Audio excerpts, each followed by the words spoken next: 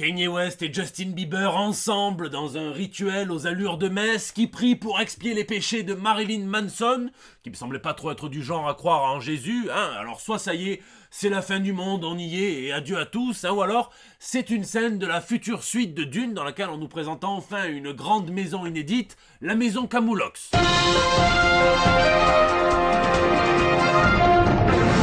Et le vrai problème de ce rituel, outre les nombreuses accusations d'agression sexuelle visant Manson qui ont encore à être réglées par la justice des hommes, hein, eh bien c'est que l'autotune ne s'était pas déplacé pour Kanye West, hein, et bon bah du coup ça fait mal, hein. Bon je suis pas très croyant mais je pense que si Jésus est mort pour nos péchés on pourrait au moins lui épargner cela, hein. Bon et en parlant de vous convoquer à une grand-messe, hein, le Eurofestival revient à Marseille et j'y serai ce week-end, j'ai l'honneur d'avoir un petit stand sur lequel j'ai pu inviter quelques potes, hein. Ça commence avec Améziane que je vais rencontrer pour la première fois, qui est l'auteur, l'artiste qui a dessiné Big Black Stand at Attica, hein, mais qui a aussi dessiné la biographie d'Angela Davis et celle de Martin Scorsese, hein, donc qui sera là les 2 jours en dédicace, et puis il y aura une conférence le samedi matin, et puis il y aura aussi un Bruno Bessadi les 2 jours, Richard Di Martino que le dimanche. Le dimanche matin, il y aura une battle de dessin entre ces 2 amis, on verra s'ils le resteront. J'aurai l'honneur d'animer les festivités, et puis comme il y a beaucoup de passages, comme c'est un festival assez familial, tout se passera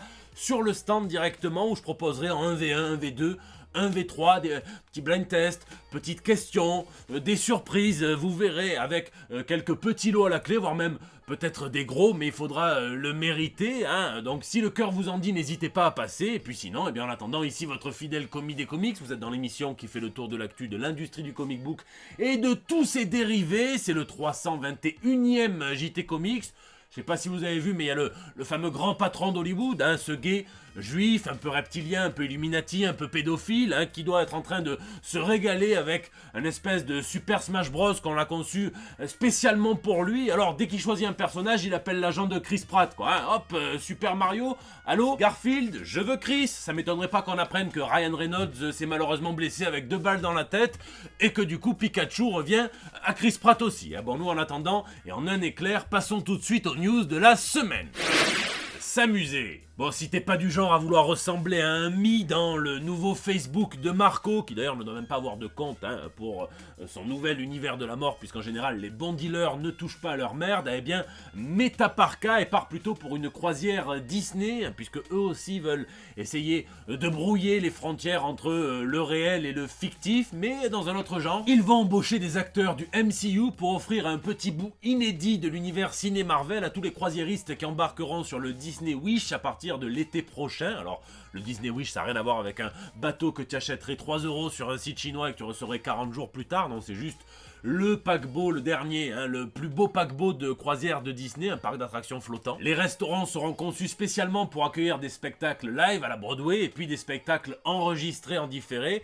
Là, ça se passera juste après Ant-Man 3 et justement, on verra Paul Rudd, on verra Evangeline Lilly, on verra Brie Larson et Anthony Mackie reprendre leurs rôles respectifs avec une surprise super-héroïque qu'on nous promet aussi. Et puis donc, on assistera à la présentation par les PIM, hein, des technologies les plus puissantes des super-héros Marvel. Et puis elle sera perturbée par Ultron, qui revient. Ça promet une sacrée immersion et j'espère qu'il y a au moins une pièce sur ce paquebot qui est rempli de comics Marvel. La prochaine étape, c'est clairement de faire ça en vrai, un espèce de plus grand cabaret du monde avec les acteurs des films DC ou Marvel, hein, même si j'imagine mal un Tom Holland coincé sur un bateau avec 4000 de ses fans. Faut qu'il y ait un héliport, hein. Bon, je suis allé voir les prix, je m'attendais à beaucoup plus cher. Il faut compter environ, pour le truc basique, 1400 $ pour 3 nuits. En plus, en ce moment, dès que j'entends parler de croisière, je pense à Succession, donc pas top. Et d'ailleurs, vaut mieux miser que tout se passe bien, hein, puisque 30 000 visiteurs du parc Disneyland à Shanghai en Chine se sont retrouvés bloqués pendant des heures à l'intérieur, hein, puisque le test Covid d'un des visiteurs était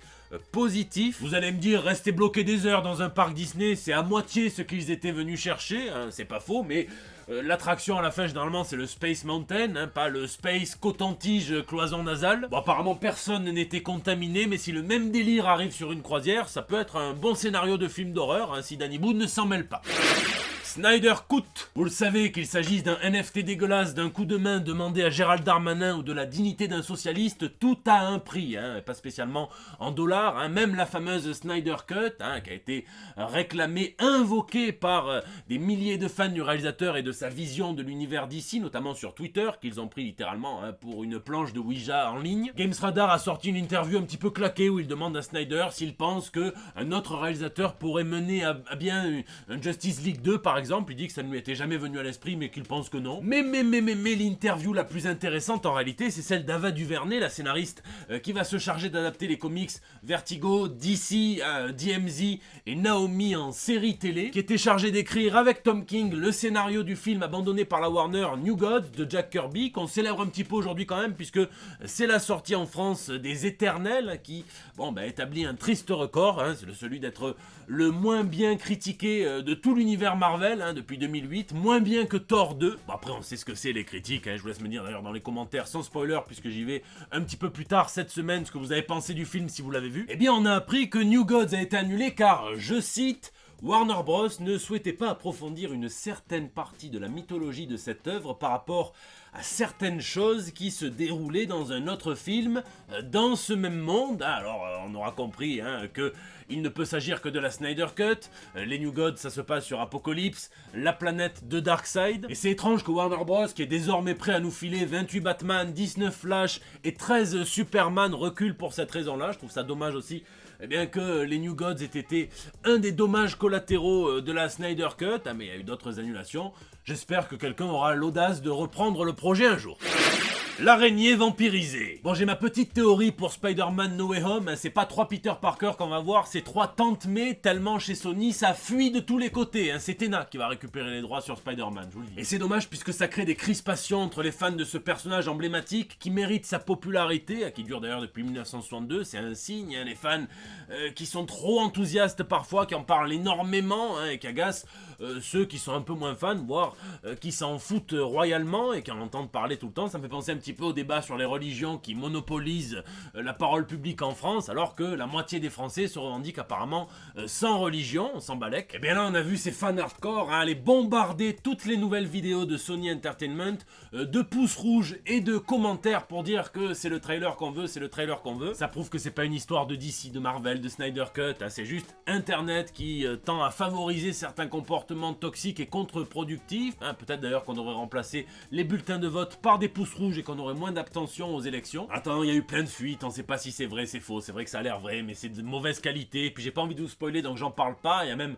quasiment tout l'article du magazine Empire qui a fini par fuiter en ligne alors qu'il sortira qu'en décembre. Ça semble confirmer cette espèce de secret polichinelle du trio multiversel qu'on entend depuis des mois et des mois. Le truc de tangible, le truc qu'on peut se mettre sous la dent, c'est la bande-annonce de Morbius qui avait leaké puis qui a fini par sortir en bonne qualité. C'est appétissant, on sent que Sony se ressaisit et veut montrer que c'est son univers, si vous l'aviez pas compris la dernière fois, puisqu'on voit encore ce poster de Tobey Maguire en Spider-Man, on voit Adrian Toomes, non pas en vautour, mais en civil, qui vient rôder autour du docteur. On voit une couverture du Daily Bugle qui mentionne d'abord Black Cat, la chatte noire, et puis le Rhino aussi. Et enfin, si vous n'aviez pas compris à qui ce flic fait référence lorsqu'il parle de l'incident de San Francisco, Morbius fait comme un dealer de petite envergure qui est secoué par 2 ou 3 flics, il lâche un nom, et ce nom c'est Venom. Venom qui nous a d'ailleurs prouvé très récemment dans Un gars, un symbiote qu'il était plutôt simple d'effectuer un rapprochement des univers, de toute façon on le sait, c'est prévu, et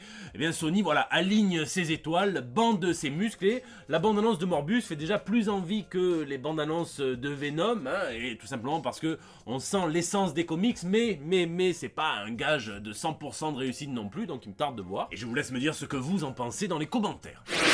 Le feu! Si le flambeau de Koh-Lanta était un homme, ça serait Johnny Blaze, le Ghost Rider qui revient dans sa propre série. Je vous l'ai annoncé la semaine dernière, mais là on sait que c'est Benjamin Percy et Corey Smith qui vont s'en charger. Percy, j'aime beaucoup son écriture sur la X-Force et sur le Wolverine de l'ère Dickman, puisque c'est un des rares à avoir cette espèce de méfiance envers Krakoa. Elle est beaucoup plus frontale que celle de tous les autres auteurs. Et bien là, il va faire revenir un Johnny Blaze qui est pépère dans sa petite ville, installé là, sa femme, ses 2 enfants, son petit garage où il répare des bagnoles, hein, sa tronçonneuse qui est apparemment homologuée pour prendre la route, hein, sauf que, eh bien, il va un petit peu partir en vrille, hein, et le démon qui est à l'intérieur de lui va essayer de le réveiller pour l'entraîner au moins jusqu'au bout de la nuit, voire plus si affinité. Puis si Amel Bent avait aimé le kung-fu, la métallurgie et la pyromanie, eh bien ça aurait été Iron Fist, le point levé, hein, sauf que là, Danny Rand, sa philosophie, c'est plutôt de squatter la même poubelle à costume que Spider-Man en 1967. Hein. Il aurait pu un petit peu se moderniser et foutre ça dans un container de dons de vêtements comme il y en a partout en France. Ça aurait peut-être évité à un gosse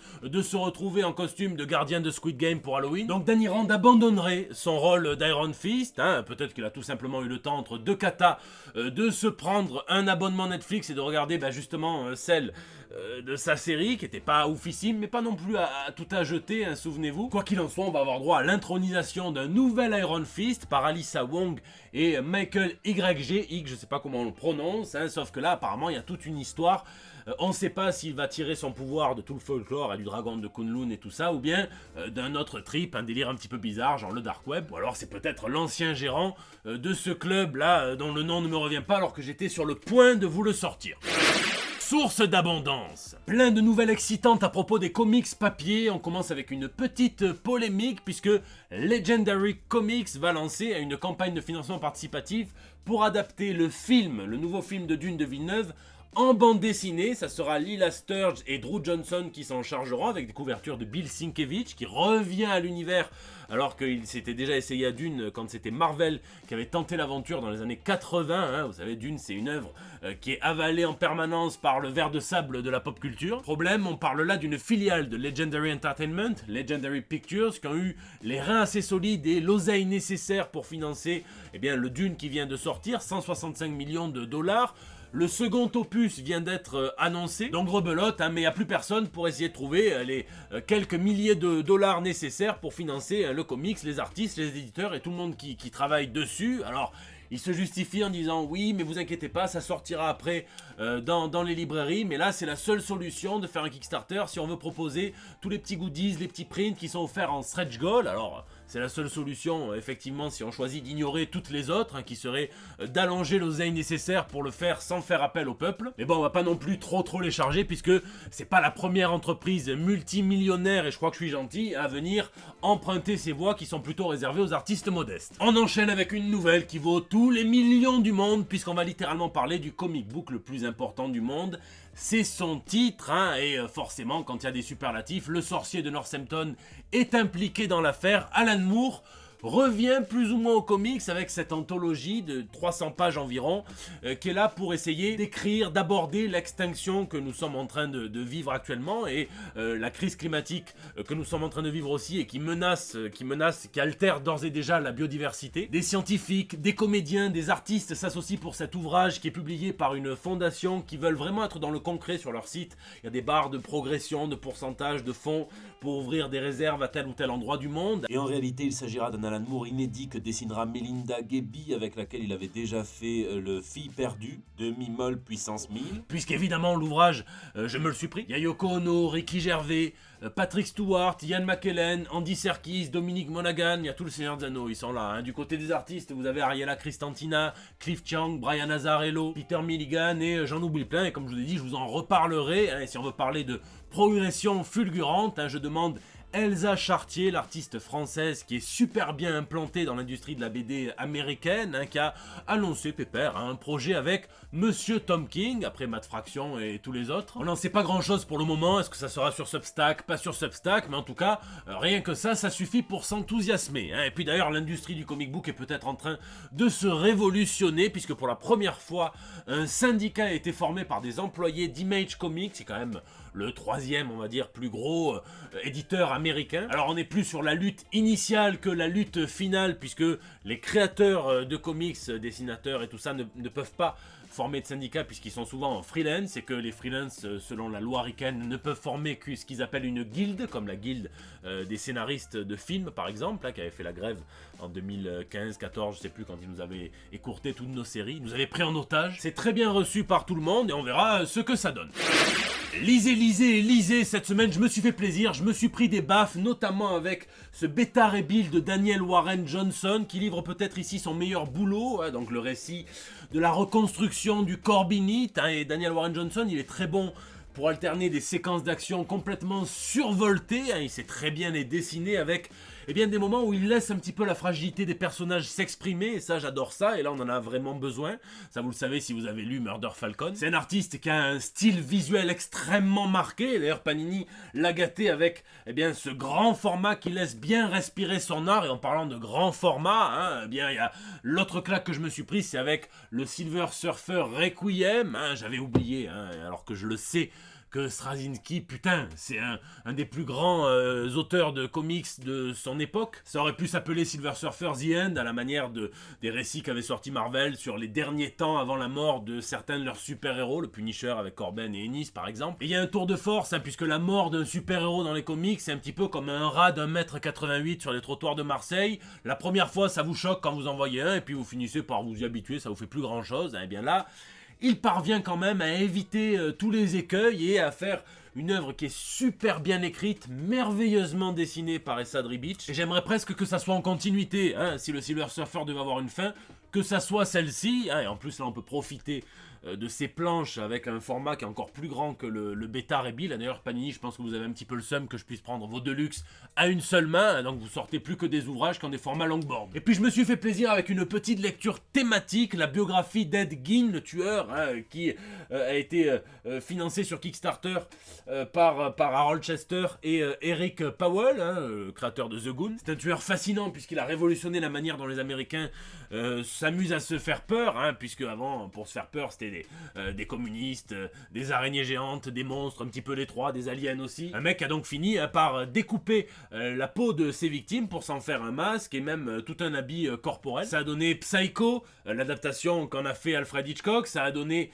Leatherface et dans Massacre à la tronçonneuse, ça a donné aussi l'excellent Buffalo Bill dans Le silence des agneaux de Thomas Harris, que je vous conseille vraiment. Il a un petit peu inventé le slasher, hein, et là les auteurs partent vraiment de sources documentaires et ils arrangent à peine parfois la fiction, et ils le disent en fin d'ouvrage, hein, pour qu'il y ait plus de fluidité scénaristique. Et c'est ça que j'aime, cette approche documentaire, puisqu'on voit que c'est assez glaçant, assez horrible comme ça, assez triste aussi et pathétique, hein. Il n'y a pas besoin de rajouter une tronçonneuse ou de rajouter quoi que ce soit pour que ça soit horrifique. Alors si vous le voulez, eh bien il est disponible en VO, hein, en commerce. Alors je vous avoue que c'est un petit peu petit comparé au prix, hein. Néanmoins Delcourt va le sortir en début d'année prochaine à probablement un prix très minime, hein. Ils arrivent à faire des prix de dingue et à un format régulier, donc si vous avez un petit peu de patience. Puis là je prépare tranquillement le Eurofestival de ce week-end, donc je vous laisse me dire ce que vous lisez ou geekez, hein, dans les commentaires, puisque c'est la fin de ce JT. Je vous remercie d'être aussi nombreux à le suivre, hein, de laisser vos pouces bleus, de partager sur Facebook, de tweeter, de retweeter, de m'incorporer dans vos stories Instagram. N'hésitez pas à réagir dans les commentaires sur YouTube, hein, je lis chacun d'entre vous et j'essaie de répondre au plus grand nombre d'entre vous, hein, sur les réseaux sociaux aussi. C'est là que vous me laissez vos petits messages pour El Bando del Pueblo, votre espace de liberté, hein, depuis 321 JT maintenant. Je vous fais des bisous, je vous donne rendez-vous ce week-end au Eurofestival avec Améziane, Bruno Bessadi et Richard Di Martino, on va bien s'amuser. Puis sinon, la semaine prochaine pour des nouvelles toutes fraîches. Ah bon, apparemment The Rock se serait souvent rendu sur le plateau de tournage de Black Panther 2. Alors soit il sait pas très bien lire et confondait avec Black Adam, soit il avait encore fait une montée de testostérone et il était persuadé qu'il pouvait affronter quelqu'un pour devenir le nouveau gardien du Wakanda. On le connaît, hein.